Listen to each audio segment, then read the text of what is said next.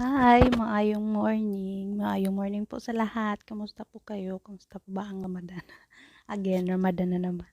Ang hirap dito Ramadan. Kakagising ko lang. Kaya medyo namaga yung mata ko. Tingnan nyo, nagka-pimple na ako dito. Oh my God. And kahapon, konti lang niluto namin.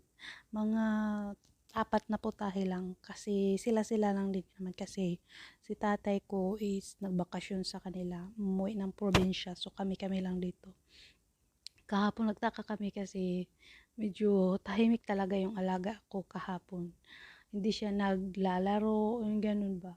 Kaya yun, pasikreto akong nag-ano sa kanya, sumilip. Tiningnan ko siya at yung nakita ko,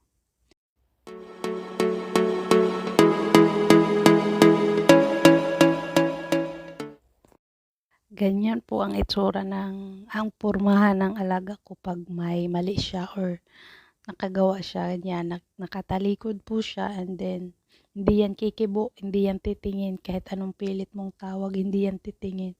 Kung hindi mo yan hihilain at titingnan yung mukha niya, hindi mo yan makikitang nakaano, yan tatawa yan tapos magbe-behave na yan. Ang ano lang naman sa kanya is ano siya, may araw talagang iiyak siya, yun. Tapos palagi siyang nagpapabihis. Yun ang ano niya.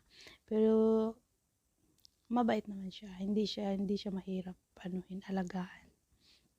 Kung kung uupo ko sa tabi niya, gusto niya yung nagkantahan kaming dalawa, ganun, or laro, ganun yung routine ko sa kanya.